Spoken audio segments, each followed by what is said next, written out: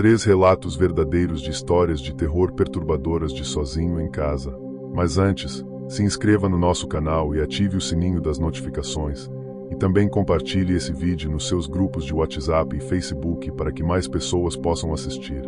Muito obrigado. Sou um estudante francês de 22 anos que atualmente está fazendo mestrado em Amsterdã. Resido sozinho em um apartamento em um edifício exclusivo para estudantes. O bairro é tranquilo e agradável, com sons ocasionais de bondes passando ou barulho distante de festas em outros prédios estudantis. Certa noite, por volta das 22 horas, ouvi uma batida na porta do meu apartamento. Eu moro no 3º andar e, para chegar à minha porta da frente, você precisa usar uma chave para abrir a entrada principal.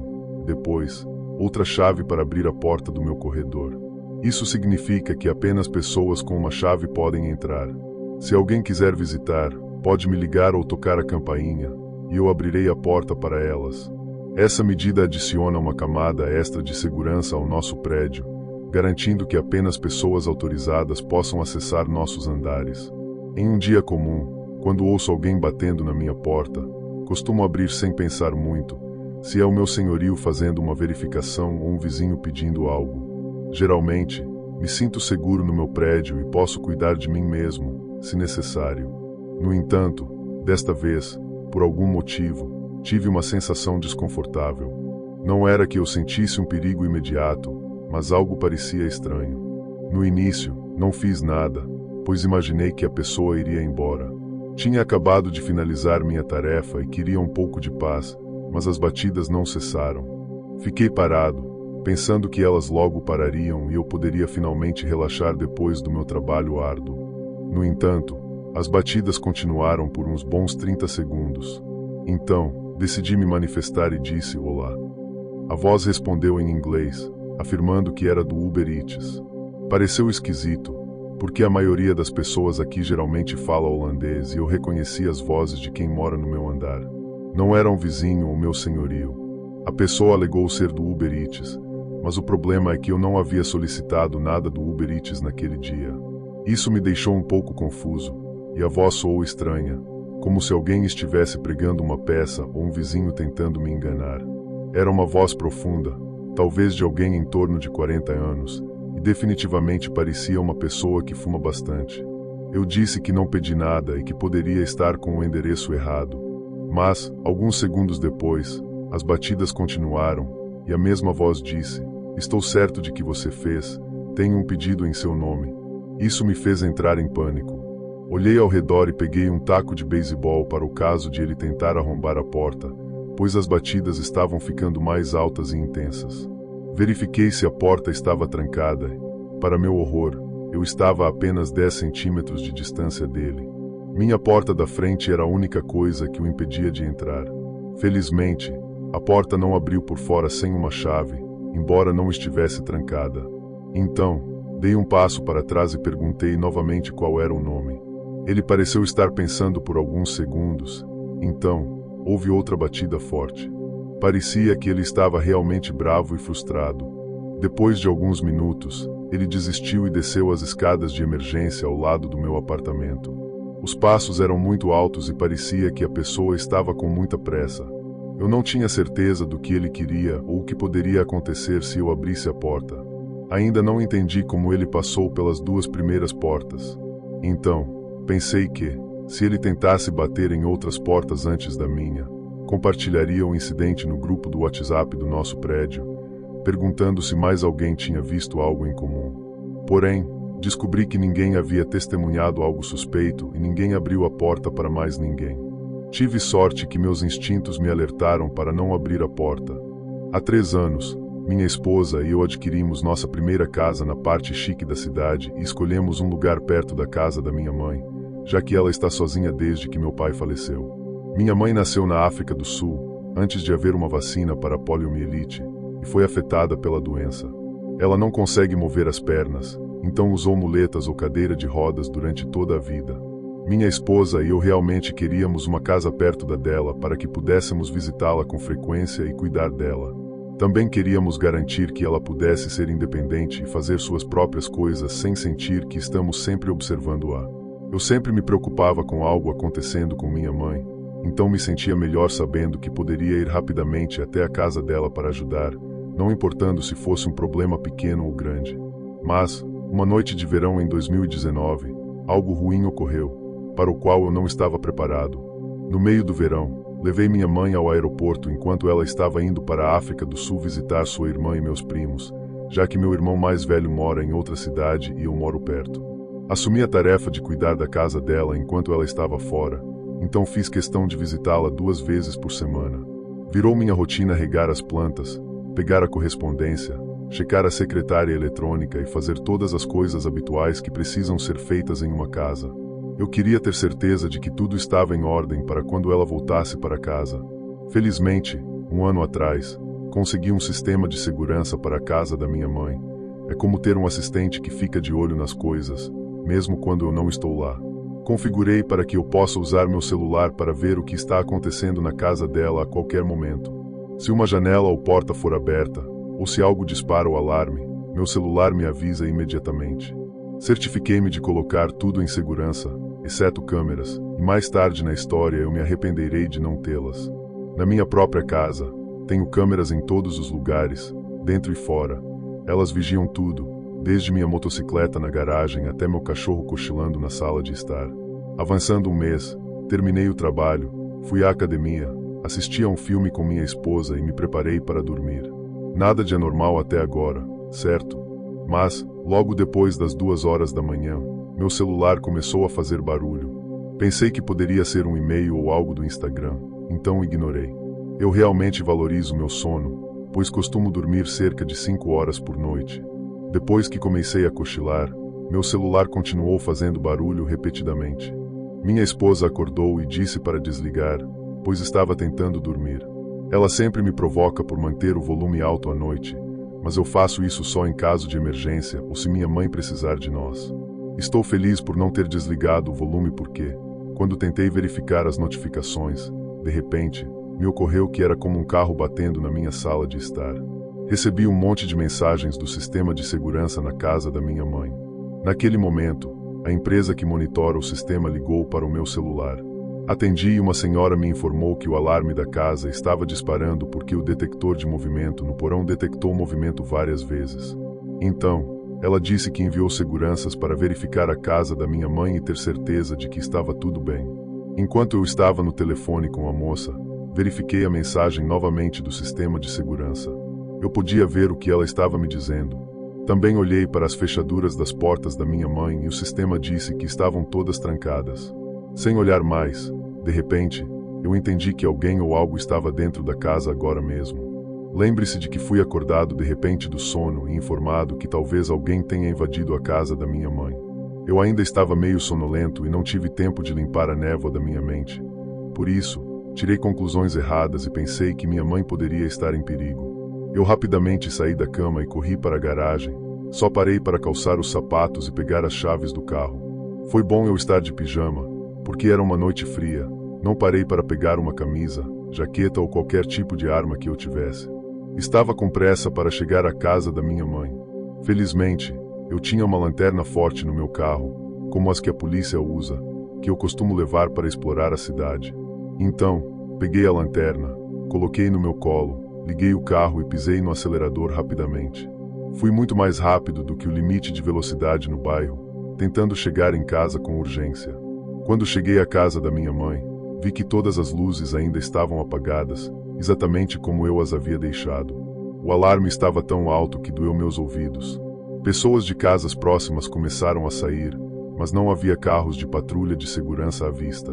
Corri para a porta da frente enquanto a destrancava do meu celular, mas, ao abri-la, me deparei com a entrada escura da casa da minha mãe. Tenho vergonha de admitir, mas não conseguia me mover. Estava congelado de medo. Apesar de estar com 25 anos na época, eu nunca tinha enfrentado algo tão aterrorizante antes. Já passei por coisas muito intensas e loucas antes, até mesmo situações em que minha vida estava em risco, mas nada me assustou tanto quanto olhar para o que eu tinha certeza que era a entrada para coisas realmente aterrorizantes que aconteceram na casa da minha infância. Só para notar, enquanto estava na porta, meu cérebro ainda não me lembrou que minha mãe estava segura, relaxando na casa de praia da minha tia na África do Sul. Com o pensamento de minha mãe em minha cabeça, minha bravura entrou em ação. Passo a passo, entrei em casa. Acho que o interruptor de luta ou fuga do meu corpo ficou preso na luta, porque fui procurar, em vez de verificar o quarto da minha mãe. Eu literalmente apertei o interruptor que acende as luzes do porão, pronto para uma grande briga. Mas, você sabe, até hoje não tenho certeza se foi um grande alívio ou se eu estava apavorado, porque quando olhei em volta, não havia absolutamente nada lá, nem uma única coisa. Olhei em volta de onde estava, as janelas na parte principal do porão estavam boas, as luzes do detector de movimento estavam piscando e meu celular estava vibrando, contando-me sobre meus próprios movimentos na casa. Então percebi que ficar em pé no porão não era uma coisa inteligente a se fazer, então corri de volta para cima. Acendendo todas as luzes da cozinha enquanto subia, peguei a maior faca do bloco e então fui para o quarto da minha mãe. Verifiquei cada canto da porta do armário e até mesmo embaixo de cada móvel. Fiz isso devagar e com cuidado, certificando-me de que tudo estava bem. Estava certo de que o andar principal da casa estava seguro e tinha certeza de que a pessoa que não deveria estar lá devia estar no porão. Peguei meu celular e desliguei o alarme da casa para poder ouvir com atenção. Então, verifiquei a sala principal novamente, embaixo da mesa de bilhar, atrás do sofá e até no banheiro, mas não encontrei nada. Mas quando me virei para ir pelo corredor, vi que a porta do quarto de hóspedes estava fechada. Não conseguia lembrar se a tinha fechado antes ou durante outra visita, então subi para a porta lentamente, tentando o meu melhor para ouvir qualquer som. Agarre a maçaneta da porta e abri. Não tenho certeza, mas eu posso ter ficado realmente assustado quando vi alguém do outro lado da sala com uma faca grande. Tive que tentar o meu melhor para não desmaiar. Estava realmente muito assustado, mas sabia que tinha que fazer algo. Juntei minha coragem aos poucos e alcancei o interruptor de luz, pronto para lutar contra o intruso. A luz acendeu, e eu caí de joelhos chorando. Isso foi quando percebi que estava olhando para meu próprio reflexo. A porta do armário do quarto tinha painéis espelhados, e no escuro, eles me fizeram ver algo que parecia uma pessoa assustadora. Então, ouvi uma porta de carro fechando do lado de fora e pensei que fosse a patrulha de segurança chegando na garagem. O cara que dizia ser um segurança estava parado ali, mas parecia mais jovem que eu. Se você imagina a palavra intimidante em sua mente, esse homem era o oposto. Ele era um pouco gordinho, sorridente e tinha um rosto muito jovem. Parecia mais alguém dando as boas-vindas a você em uma casa. Eu olhei para o meu relógio e o homem tinha chegado uma hora inteira depois que eu disse à empresa de segurança para enviar alguém. Eu disse ao cara que havia revistado cada parte da casa e não encontrei nada. Comecei a me perguntar pensamentos não tão bons sobre o quão inútil era esse cara fingindo ser um oficial de segurança, mas estou um pouco envergonhado sobre esses pensamentos agora. Então, ele me perguntou se eu havia verificado a garagem. Meu sorriso inteligente desapareceu rapidamente. Eu alcancei o botão no meu carro que abre a porta da garagem. A garagem é um espaço aberto e é muito difícil se esconder lá. Entrei, espiei dentro do carro e então saí da garagem. Eu tinha certeza de que estava vazia. O oficial de segurança me deu alguns papéis para assinar, basicamente dizendo que ele veio quando o alarme da casa disparou. Conte a ele sobre o detector de movimento do porão, que registrou o movimento muitas vezes. Então, eu vi seu rosto ficar pálido quando ele explicou que os detectores da sua empresa não usam apenas o sensor de movimento, mas também verificam as mudanças de temperatura na sala para evitar relatos falsos de movimento. Depois de me contar isso, ele entrou no carro e dirigiu para fora. Tranquei a casa, liguei as luzes externas e ativei o sistema de segurança novamente. Encostei-me no meu carro, olhando para casa, tentando descobrir como o alarme poderia ter disparado. Ele deveria funcionar quando detecta movimento e calor, mas não parecia haver ninguém por perto. No dia seguinte, certifiquei-me de instalar câmeras de segurança do lado de fora da casa, na garagem e onde os detectores de movimento foram colocados. Já se passaram 2 anos desde aquela noite e não compartilhei esse incidente com minha mãe, irmão ou minha esposa. Ainda estou confuso se realmente havia alguém lá ou se havia algum motivo estranho para o alarme disparar. Eu realmente espero nunca mais passar por isso. Às vezes, não saber a resposta é a melhor escolha. Eu conheci esse cara enquanto ainda estava com meu namorado, mas, apesar de ser 10 anos mais velho que eu, se bem me lembro, ele não era alguém que eu achasse atraente. Tivemos apenas cerca de 20 minutos de conversa, e foram todas trocas muito impessoais e educadas. Eu só falava com ele quando era absolutamente necessário. Era apenas uma conversa básica, nada mais. Enquanto meu namorado e eu começamos a namorar, de alguma forma, aquele outro cara soube sobre isso. Uma noite, quando estávamos animados para ir ao clube juntos, percebemos que esse cara estava nos seguindo. Isso me deixou nervosa e comecei a surtar. Corri para o banheiro com meu amigo por segurança, enquanto nosso namorado se virava para falar com ele. Aquele cara, no entanto, começou a agir muito imaturo, como um menino de 5 anos. Ele até começou a chorar e depois saiu correndo da boate. Então, cerca de um mês depois, encontrei uma carta de amor perturbadora na minha caixa de correio. Foi assustador porque ele mesmo a entregou na minha casa, o que significa que esse cara tinha seguido eu até minha porta e descobri onde eu moro. Avançando um ano, eu não vou mais ao lugar onde o conheci, porque ele praticamente mora lá. Meus amigos me disseram que ele fica lá todos os dias, quase como se estivesse esperando por mim aparecer.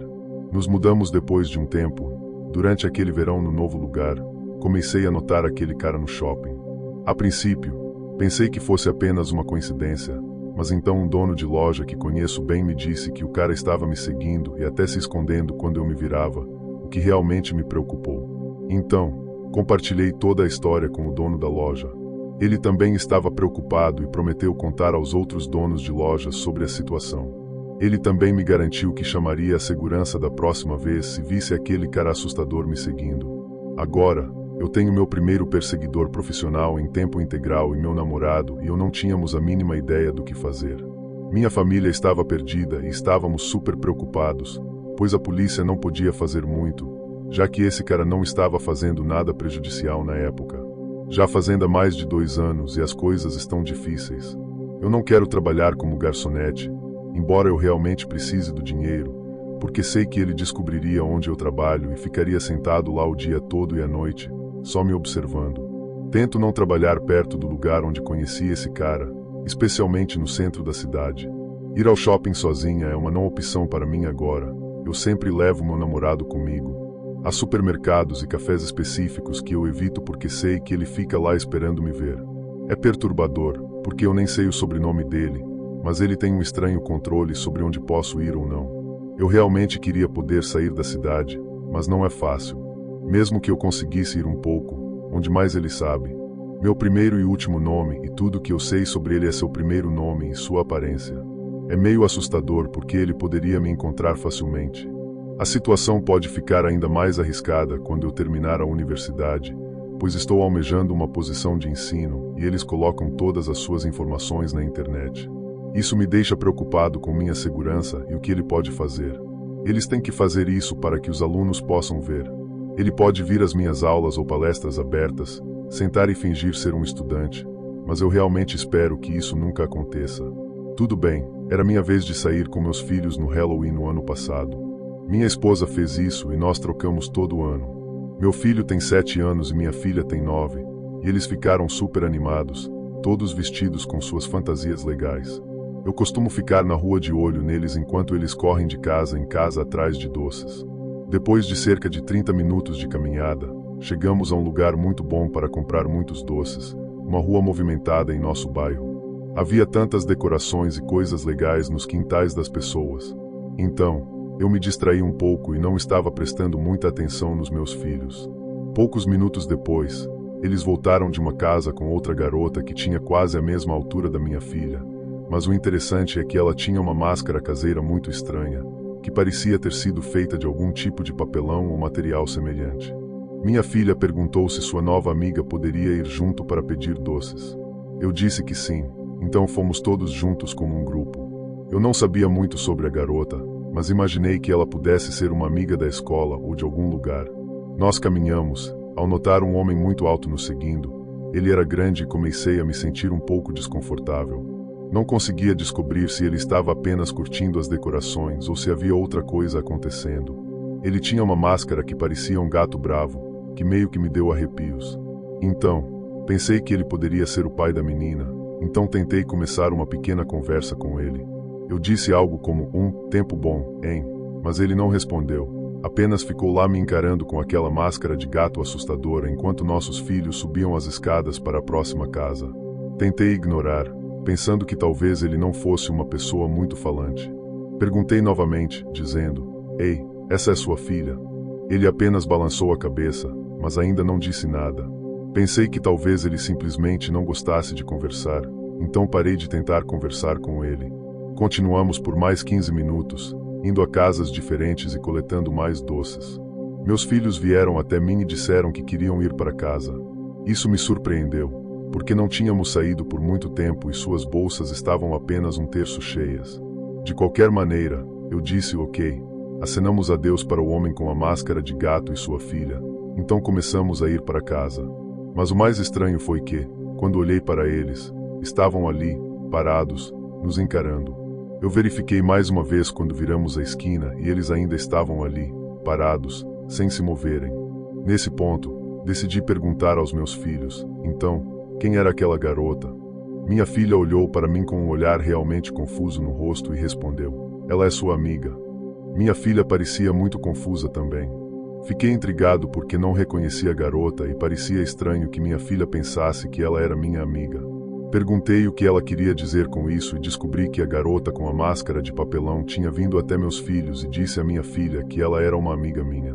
Ela explicou que era muito tímida para me perguntar diretamente se poderia se juntar a nós para pedir doces, então esperava que minha filha pudesse me perguntar em seu nome. Eu não conhecia a garota, mas parecia um mal-entendido, talvez. Ela pensou que me conhecia ou ficou confusa. Então, o que minha filha disse a seguir realmente me surpreendeu e me deu um arrepio na espinha. Ela explicou que, quando a garota com a máscara de papelão chegou até eles, primeiro ela nem estava usando a máscara, então eles viram o rosto dela e não era alguém familiar. Eu não conseguia entender por que a garota diria que era minha amiga se nós nem nos reconhecíamos. Depois, descobrimos que ela não era uma menina, na verdade, era uma mulher mais velha, mais ou menos da minha idade, com rugas no rosto. O que é ainda mais perturbador é que essa mulher mais velha estava silenciosamente pegando guloseimas da bolsa da minha filha quando eu não estava olhando. Eu trouxe meus filhos para casa e expliquei tudo para minha esposa. Nós verificamos todos os seus doces, procurando de perto, mas não encontramos nada suspeito ou estranho. Não chamamos a polícia nem nada, porque, bem, nada realmente ruim aconteceu. Mas agora, pensando nisso, eu meio que queria ter feito uma escolha diferente. É muito estranho que algumas pessoas no Halloween usem máscaras para fingir ser crianças.